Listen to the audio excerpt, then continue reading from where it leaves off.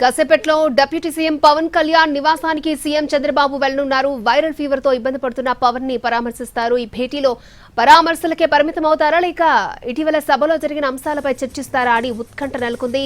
బాలకృష్ణ చిరంజీవిపై చేసిన వ్యాఖ్యల సందర్భంలో బాబు స్వయంగా కలుస్తూ ఉండడంతో ఆసక్తి నెలకొంది. మొన్న అసెంబ్లీలో చిరంజీవిని ఉద్దేశించి బాలకృష్ణ వ్యాఖ్యలపై చిరు ఫ్యాన్స్ మండిపడుతున్నారు. అయితే ఇప్పటి వరకు పవన్ కళ్యాణ్ స్పందించలేదు. అసెంబ్లీ సమావేశాల్లో పవన్ పై బోండా ఉమా కామెంట్స్ కొంత వేడెక్కించింది.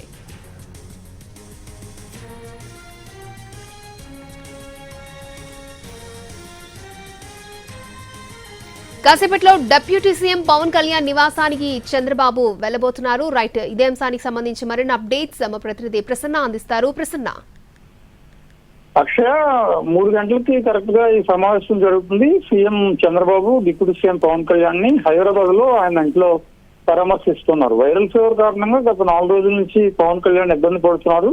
ఆయన మొన్న బయలుదేరి హైదరాబాద్ కూడా వెళ్ళిపోయారు. అమరావతి నుంచి బయలుదేరి అసెంబ్లీ సమావేశాలు కూడా లాస్ట్ 3 days లో రాలేదు. అయితే ఇప్పుడు తాజా పరిస్థితి ఆయన వైరల్ ఫీవర్ నుంచి కొద్దిగా కోలుకుంటూ ఉన్నారు. దగ్గు, జ్వరంతో ఎక్కువగా బాధపడుతున్నారు. ముఖ్యమంత్రి చంద్రబాబు కొద్దిసేపట్లో ఆయన పరామర్శిస్తారు. ఇక్కడ వరకు అయితే ఇక్కడ తాజా పరిణామాలు కనుక చూసుకుంటే మనకి అసెంబ్లీ సమావేశాల్లో బోండా ఉమా పవన్ కళ్యాణ్ మీద సీరియస్ గా కామెంట్ చేయటం, పొల్యూషన్ కంట్రోల్ బోర్డు డిస్కషన్ సంబంధించి అధికారులు పవన్ కళ్యాణ్ అందుబాటులో ఉండట్లేదు అని ఆయన సీరియస్ గా కామెంట్ చేశారు బోండా ఉమా. ఆ తర్వాత మనం చూసాం బాలకృష్ణ చేసిన కామెంట్స్ చిరంజీవి మీద.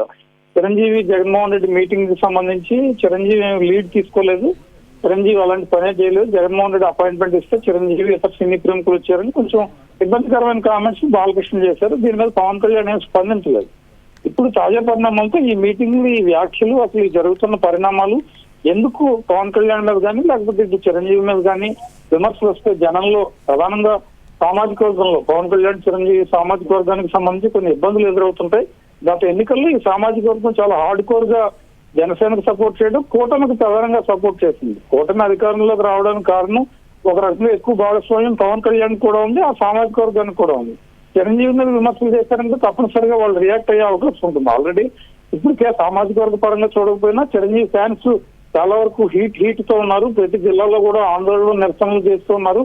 బాలకృష్ణ ఇలాంటి వ్యాఖ్యలు చేస్తే తీవ్రంగా నిరసనలు ఉంటాయని కూడా హెచ్చరించడం కూడా జరిగింది. ఇలాంటి సందర్భంలో Chandrababu deputy CM Pawan Kalyan CM deputy CM meeting లో ఈ అంశాలన్నీ చర్చకు వస్తాయి.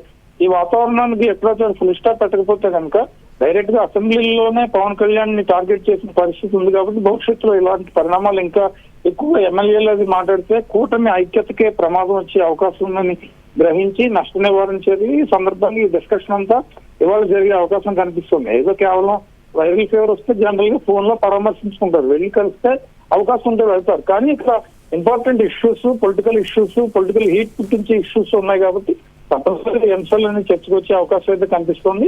3 గంటలకు మీటింగ్ జరిగిన తర్వాత ఏ అంశాలు చర్చించారు, ప్రధానంగా చిరంజీవికి సంబంధించి ఏదైనా స్పష్టత ఇచ్చే అవకాశం ఉంది. ఎందుకంటే పవన్ కళ్యాణ్ స్పందించాలి. చిరంజీవి మీద కామెంట్ చేసినప్పుడు ఇప్పటి వరకు డిప్యూటీ సీఎం స్పందించలేదు. పవన్ కళ్యాణ్ ఆయన సోదరుడు, వాళ్ళకి అన్ని చిరంజీవి గారు స్పందించాలి. ఆయన కూడా సైలెంట్ గానే ఉన్నారు. అంటే ఈ మీటింగ్ తర్వాత ఒక క్లారిటీ వచ్చి పవన్ కళ్యాణ్ కూడా ఏదో ఒక ప్రకటన ట్వీట్ చేసే అవకాశం అయితే కనిపిస్తుంది. కాబట్టి ఈ భేటీకి తప్పనిసరిగా ఒకటి జ్వరం వచ్చిన వాళ్ళని పరామర్శించడం, 2 తాజా రాజకీయ పరిణామాలతో భేటీకి ఒక ప్రాధాన్యత వచ్చిందని మనం చెప్పుకోవచ్చు.